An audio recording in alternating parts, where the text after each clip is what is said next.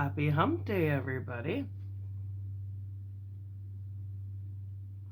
All right, before I start, um, I don't know. I think we're over 2 weeks on the non smoking, so yay! And we're almost hitting a month with no pot. I feel great. However, I do have a coffee tonight. Um, but side note, if anybody is trying to quit smoking and they do Nicorette, the orange mint is my favorite. So the orange mint's really good. Just thought I'd let you know. Let's get into it. Okay. Are we ready? Are we ready? I think so.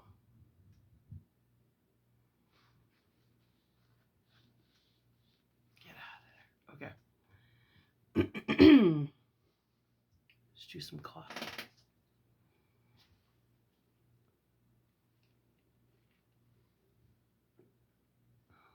Yeah.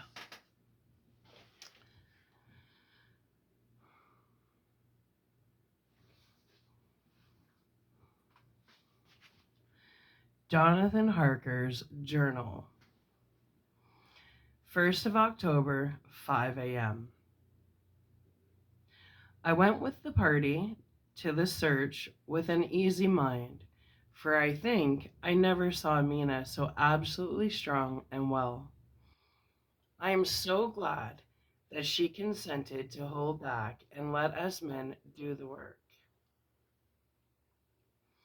Somehow, it was a dread to me that she was in this fearful business at all. But now that her work is done and that it is due to her energy and brains and foresight that the whole story is put together in such a way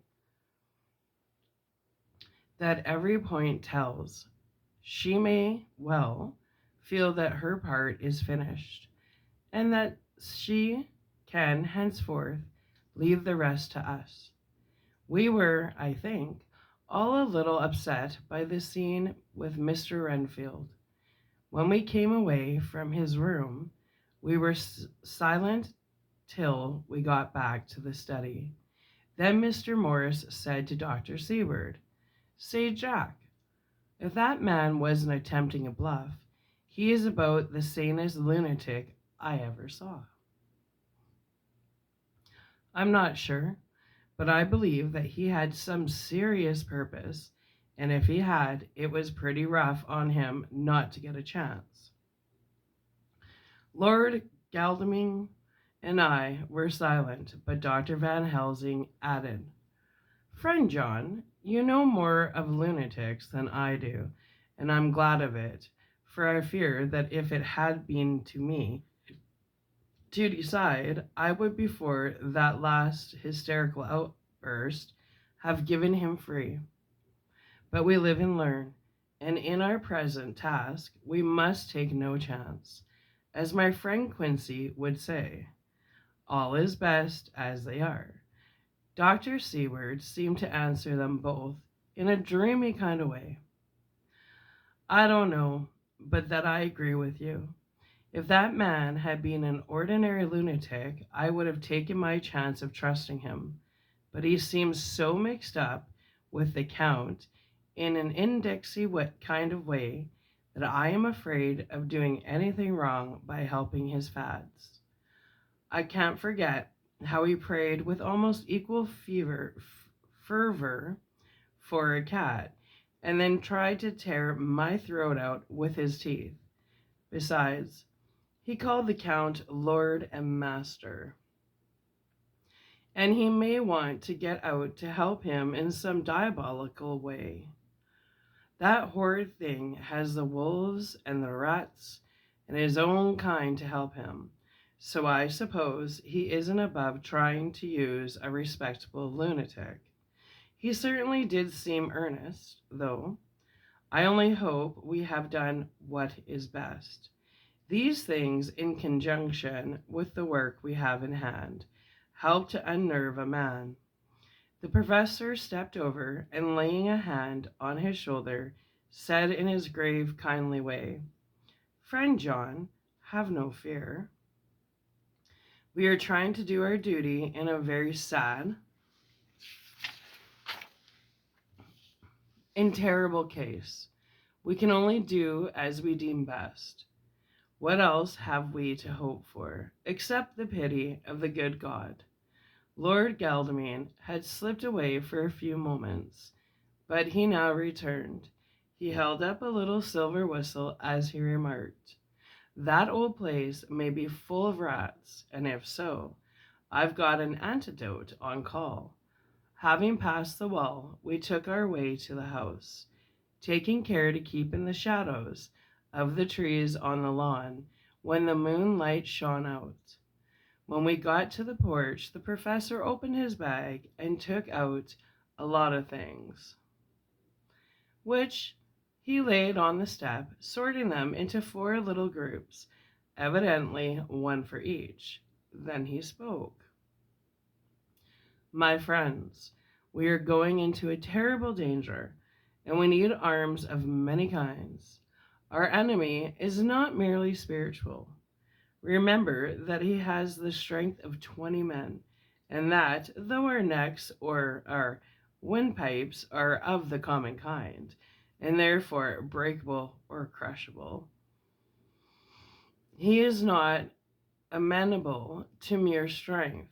A stronger man, or a body of men more strong in all than him, can at certain times hold him, but yet they cannot hurt him as we can be hurt by him.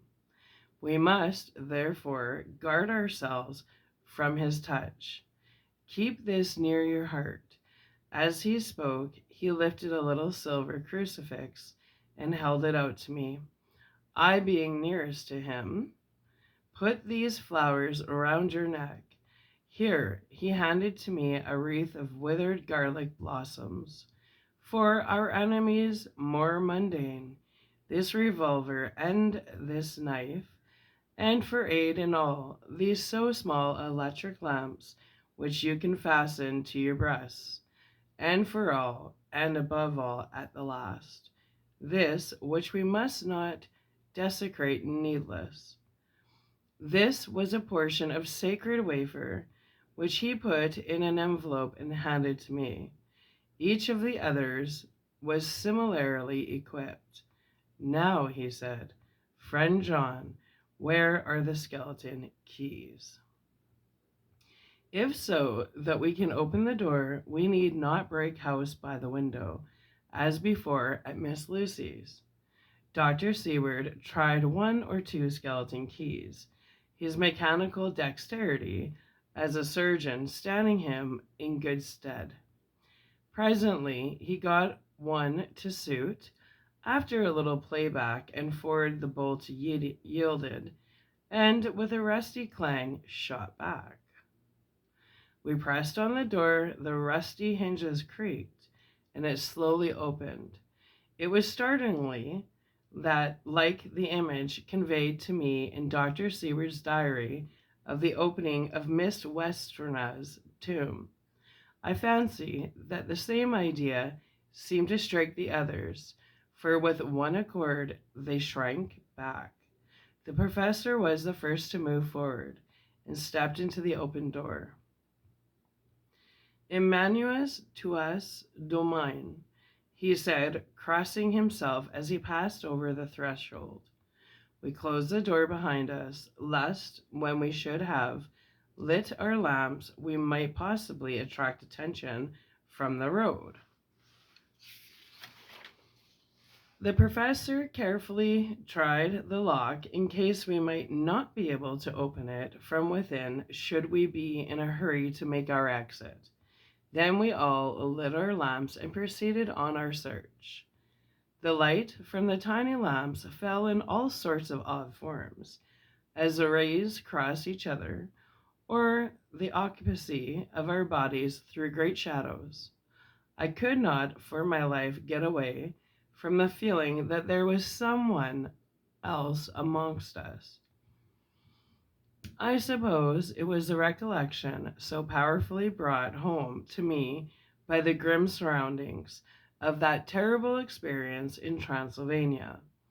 I think the feeling was common to us all, for I noticed that the others kept looking over their shoulders at every sound and every new shadow, just as I felt myself doing. The whole place was thick with dust. The floor was seemingly inches deep, except where there were recent footsteps, in which, on holding down my lamp, I could see marks of hobnails where the dust was caked. The walls were fluffy and heavy with dust, and in the corners were masses of spiders' webs, whereon the dust had gathered till they looked like old tattered rags, as the weight had torn them partly down. On a table in the hall was a great bunch of keys, with a time yellowed label on each. They had been used several times, for on the table were several similar rents in the blanket of dust, like that exposed when the professor lifted the keys. He returned to me and said, "You know this place, Jonathan. You have copied maps of it, and you know at least more than we do. Which is the way to the chapel?" I had an idea of its direction, though on my former visit I had not been able to get admission to it. So I led the way, and after a few wrong turnings, found myself opposite a low, arched oaken door, ribbed with iron bands. "This is the spot," said the professor, as he turned his lamp on a small map of the house, copied from the file of my original correspondence regarding the purchase. With a little trouble, we found the key on the bunch and opened the door. We were prepared for some unpleasantness, for as we were opening the door, a faint, malodorous air seemed to exhale through the gaps. But none of us ever expected such an odor as we encountered. None of the others had met the Count at all at close quarters, and when I had seen him, he was either in the fasting stage of his existence in his rooms, or when he was glutted with fresh blood in a ruined building open to the air. But here the place was small and close, and the long disuse had made the air stagnant and foul. There was an earthly smell as of some dry miasma which came through the fouler air. But as to the odor itself, how shall I describe it? It was not alone that it was composed of all the ills of mortality and with the pungent, acrid smell of blood, but it seemed as though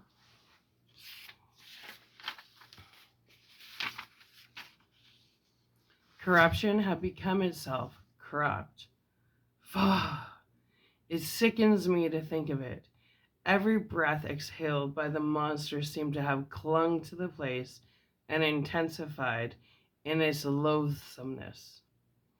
Under ordinary circumstances, such as a stench would have brought our enterprise to an end, but this was no ordinary case, and the high and terrible purpose in which we were involved gave us a strength which rose above merely physical considerations. After the involuntary shrinking consequent on the first nauseous whiff, we, one and all, set about our work as though the loathsome place were a garden of roses. We made an accurate examination of the place, the professor saying as we began, "The first thing is to see how many of the boxes are left. We must then examine every hole and corner and cranny and see if we cannot get some clue as to what has become of the rest." A glance was sufficient to show how many remained, for the great earth chests were bulky, and there was no mistaking them. There were only 29 left out of the 50. Once I got a fright, for, seeing Lord Godalming, suddenly turned and looked out the vaulted door into the dark passage beyond. I looked too, and for an instant my heart stood still. Somewhere, looking out the shadow, I seemed to see the highlights of the Count's evil face, the ridge of the nose, and the red eyes and the red lips, the awful pallor. It was only for a moment, for as Lord Godalming said, I thought I saw a face, but it was only the shadows, and resumed his inquiry. I turned my lamp in the direction and stepped into the passage. There was no sign of anyone, and as there were no corners, no doors, no aperture of any kind, but only the solid walls of the passage, there could be no hiding place even for him. I took it that fear had helped imagination and said nothing. A few moments later, I saw Morris step suddenly back from a corner, which he was examining. We all followed his movements with our eyes, for undoubtedly some nervousness was growing on us, and we saw a whole mass of phosphorescence which twinkled like stars. We all instinctively drew back. The whole place was becoming alive with rats. For a moment or two, we stood appalled, all save Lord Godalming, who was seemingly prepared for such an emergency. Rushing over to the great iron-bound oaken door, which Dr. Seward had described from the outside, and which I had seen myself, he turned the key in the lock, drew the huge bolts, and swung the door open. Then, taking his little silver whistle from his pockets, he blew a low, shrill call. It was answered from behind Dr. Seward's house by the yelping of dogs, and after about a moment, 3 terriers came dashing round the corner of the house. Unconsciously, we had all moved towards the door, and as we moved, I noticed that the dust had been much disturbed. The boxes, which had been taken out, had been brought this way, but even in the moment that had elapsed, the number of the rats had vastly increased. They seemed to swarm over the place all at once, till the lamplight, shining on their moving dark bodies and glittering, baleful eyes, made the place look like a blank bank of earth set with fireflies. The dogs dashed on, but at the threshold suddenly stopped and snarled, and then, simultaneously, lifting their noses, began to howl in most lugubrious fashion. The rats were multiplying in thousands and moved out. Lord Godalming lifted one of the dogs and carrying him in, placed him on the floor. The instant his feet touched the ground, he seemed to recover his courage and rushed at his natural enemies. They fled before him so fast that, before he had shaken the life out of a score, the other dogs, who had by now been lifted in the same manner, had but small prey ere the whole mass had vanished. With their going, it seemed as if some evil presence had departed, for the dogs frisked about and barked merrily as they made sudden darts at their prostrate foes, and turned them over and over, and tossed them in the air with vicious shakes. We all seemed to find our spirits rise, whether it was the purifying of the deadly atmosphere by the opening of the chapel door, or the relief which we experienced by finding ourselves in the open, I know not, but most certainly the shadow of dread seemed to slip from us like a robe, and the occasion of our coming lost something of its grim significance, though we did not slacken a whit in our resolution. We closed the outer door and barred it and locked it, and bringing the dogs with us, began our search of the house. We found nothing throughout except dust in extraordinary proportions, and all untouched save for my own footsteps when I had made my first visit. Neither once did the dogs exhibit any symptom of uneasiness, and even when we returned to the chapel, they frisked about as though they had been rabbit hunting in a summer wood. The morning was quickening in the east when we emerged from the front.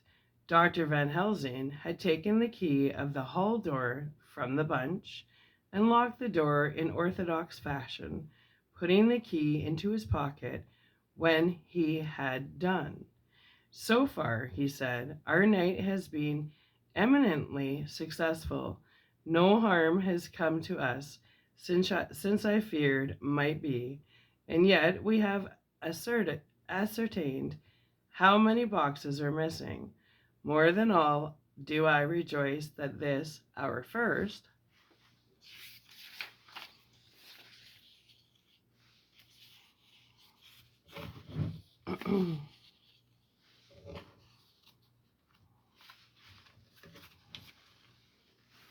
and perhaps our most difficult and dangerous step has been accomplished without the bringing thereinto our most sweet Madame Mina, or troubling her waking or sleeping thoughts with sights and sounds and smells of horror, which she might never forget.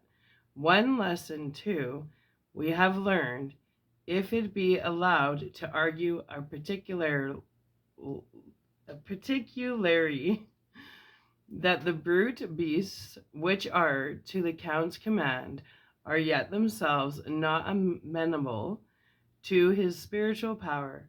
For look, these rats that would come to his call, just as from his castle top he summoned the wolves to your going, and to that poor mother's cry, though they come to him, they run pell-mell from the so little dogs of my friend Arthur. We have other matters before us, other dangers, other fears, and that monster. He has not used his power over the brute world for the only or the last time tonight. So be it that he has gone elsewhere. Good. It has given us opportunity to cry check in some way in this chess game, which we play for the stake of human souls. And now let us go home. The dawn is close at hand, and we have reason to be content with our first night's work. It may be ordained that we have many nights and days to follow, if full of peril, but we must go on, and from no danger shall we shrink. The house was silent when we got back, save for some poor creature who was screaming away in one of the distant wards, and a low moaning sound from Redfield's room. The poor wretch was doubtless torturing himself after the manner of the insane with needless thoughts of pain. I came tiptoe into our own room and found Mina asleep, breathing so softly that I had to put my ear down to hear it. She looked paler than usual. I hope the meeting tonight had not upset her. I am truly thankful that she is to be left out of our future work, and even of our deliberations. It is too great a strain for a woman to bear. I did not think so at first, but I know better now. Therefore, I am glad that it is settled. There may be things which would frighten her to hear, and yet to conceal them from her might be worse than to tell her if once she suspected that there was any concealment. Henceforth, our work is to be a sealed book to her, till at least such time as we can tell her that all is finished, and the earth free from a monster of the nether world. I dare say it will be difficult to begin to keep silence after such confidence as ours, but I must be resolute And tomorrow I shall keep dark over tonight's doings, and shall refuse to speak of anything that has happened. I rest on the sofa so as not to disturb her. The 1st of October, later. I suppose it was natural that we should have all overslept ourselves, for the day was a busy one, and the night had no rest at all. Even Mina must have felt its exhaustion, for though I slept till the sun was high, I was awake before her, and had to call 2 or 3 times before she awoke. Indeed, she was so sound asleep that for seconds she did not recognize me, but looked at me with a sort of blank terror, as one looks who has been waked out of a bad dream. She complained a little of being tired, and I let her rest till later in the day. We now know of 21 boxes having been removed, and if it is B, the several were taken in any of these removals, we may be able to trace them all. Such will, of course, immensely simplify our labor, and the sooner the matter is attended to the better. I shall look up Thomas Snelling today. Dr. Seward's Diary, the 1st of October. It was towards noon when I was awakened by the professor walking into my room. He was more jolly and cheerful than usual, and it is quite evident that last night's work had helped to take some of the brooding weight off his mind. After going over the adventure of the night, he suddenly said, "Your patients interest me much. May it be that with you I visit him this morning? Or, if that you are too occupied, I can go alone, if it may be. It is new experience to me to find a lunatic who talk philosophy and reason so sound. I had some work to do which pressed, so I told him that if he would go alone, I would be glad, and then I should not have to keep him waiting. So I called an attendant and gave him the necessary instructions. Before the professor left the room, I cautioned him against getting any false impressions from my patient. But, he answered, I want him to talk of himself and of his delusion as to consuming live things. He said to Madame Mina, as I see in your diary of yesterday, that he had once had such a belief. Why do you smile, friend John? Excuse me, I said. But the answer is here. I lay my hands on the typewritten matter. When our sane and learned lunatic made that very statement of how he used to consume life, his mouth was actually nauseous with the flies and spiders which he had eaten just before Mrs. Harker entered the room. Van Helsing smiled in turn. Good, he said. Your memory is true, friend John. I should have remembered, and yet it is this very obliquity of thought and memory which makes mental disease such a fascinating study. Perhaps I may gain more knowledge out of the folly of this madman than I shall from the teachings of the most wise. Who knows? I went on with my work, and before long was through that in hand. It seemed that the time had been very short indeed, but there was.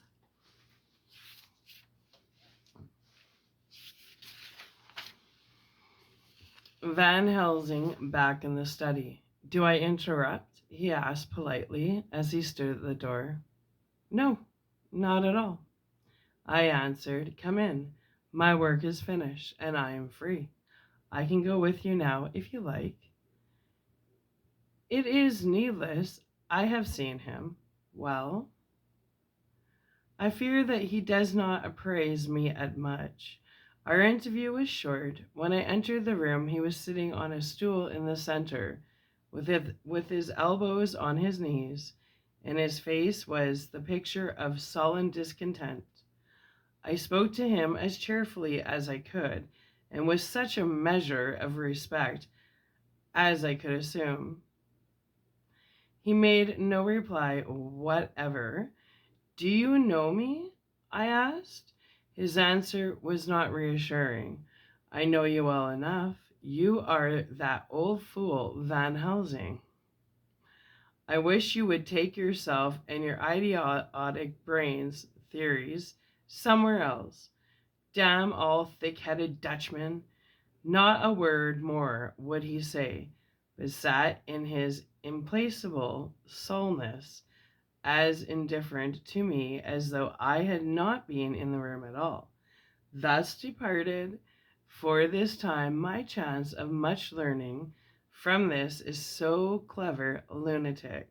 So I shall go, if I may, and cheer myself with a few happy words with that sweet soul, Madame Mina.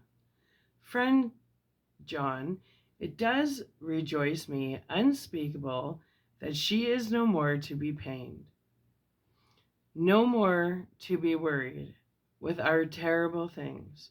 Though we shall much miss her help, it is better so. I agree with you with all my heart, I answered earnestly, for I did not want him to weaken in this matter.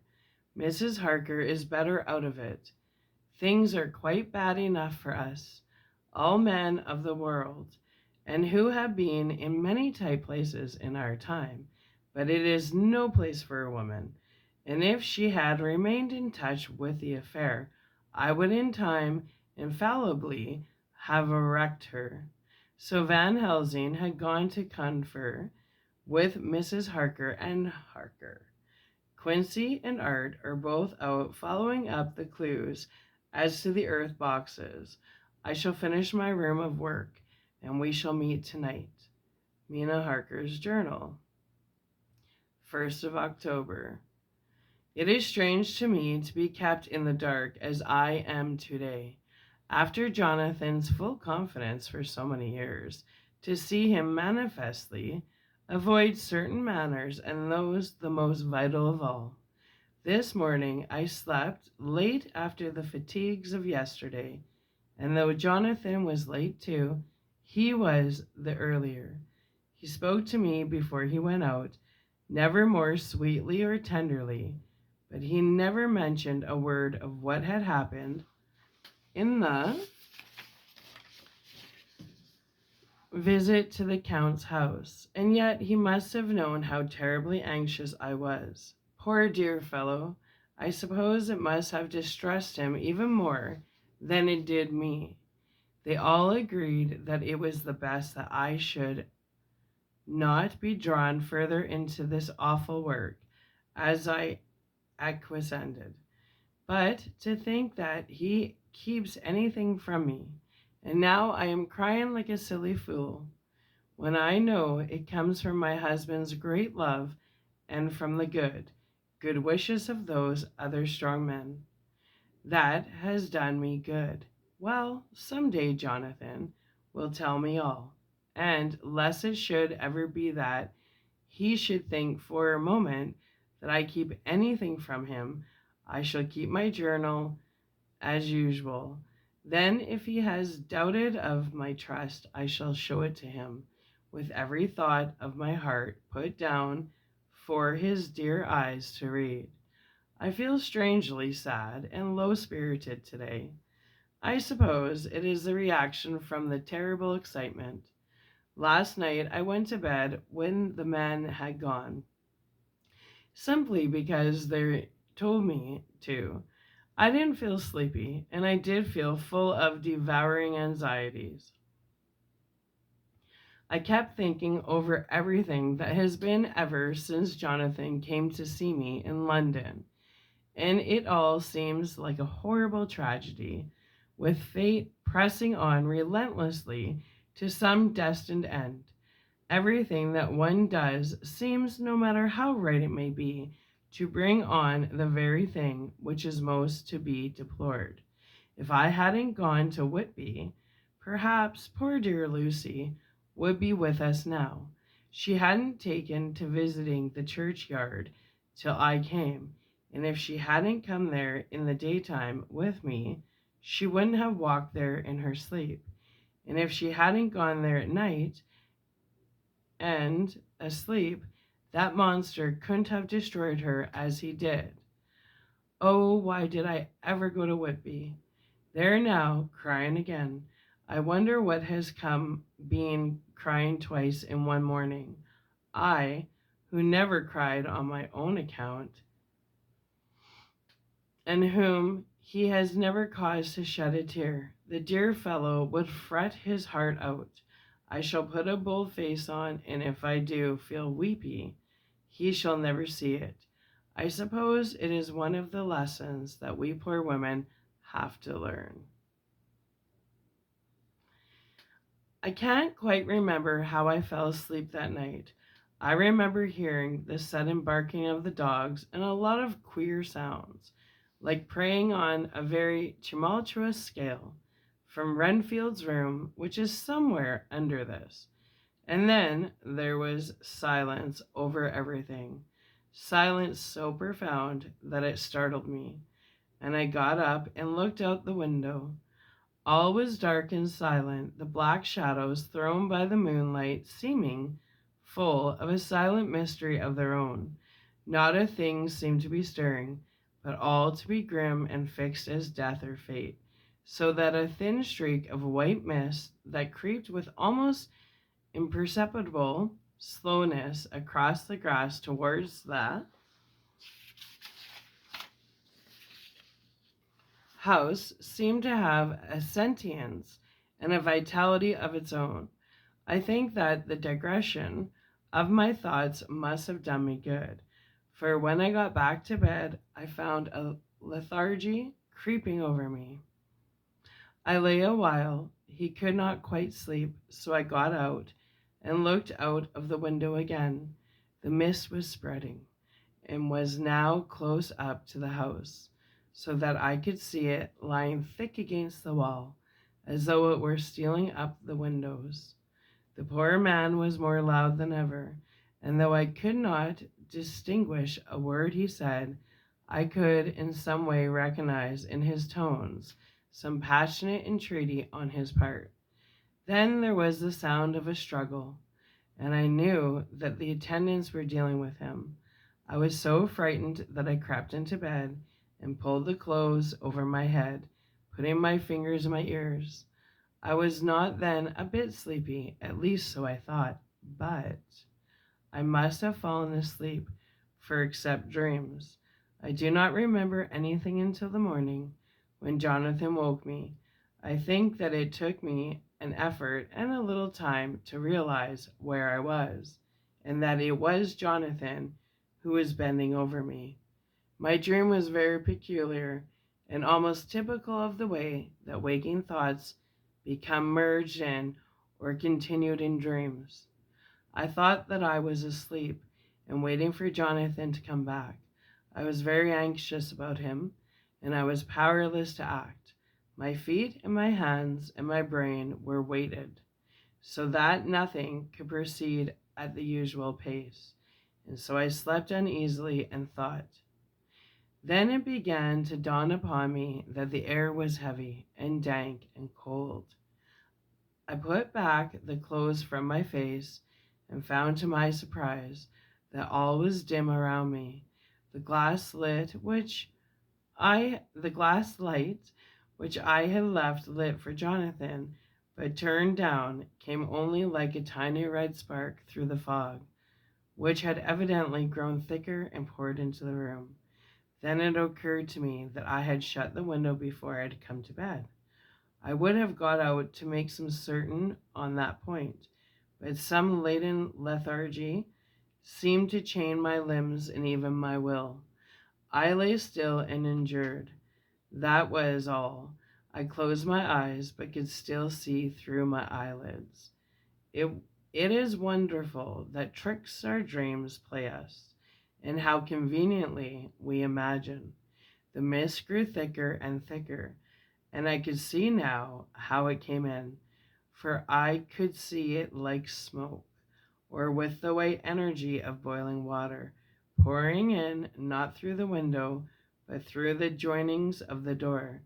It got thicker and thicker, till it seemed as if it became concentrated into a sort of pillar of cloud in the room, though the top of which I could see the light of the gas shining like a red eye. Things began to whirl through my brain just as the cloudy column was now whirling in the room, and through it all came the scriptural words, "A pillar of cloud by day and of fire by night," was indeed some spiritual guidance that was coming to me in my sleep. But the pillar was composed of both the day and the night guiding, for the fire was in the red eye, which at the thought got a new fascination for me, till, as I looked, the five divided and seemed to shine on me through the fog like two red eyes, such as Lucy told me of in her momentary mental wandering when, on the cliff, the dying sunlight struck the windows of St. Mary's Church. Suddenly the horror burst upon me that it was thus that Jonathan had seen those awful women growing into reality through the whirling mist in the moonlight, and in my dream I must have fainted, for all became black darkness. The last conscious effort which imagination made was to show me a livid white face bending over me out of the mist. I must be careful of such dreams, for they would unseat one's reason if there were too much of them. I would get Dr. Van Helsing or Dr. Seward to prescribe something for me which would make me sleep, only that I feared to alarm them. Such a dream at the present time would become woven into their fears for me. Tonight I shall strive hard to sleep naturally. If I do not, I shall tomorrow night get them to give me a dose of chloral. That cannot hurt me for once, and it will give me a good night's sleep.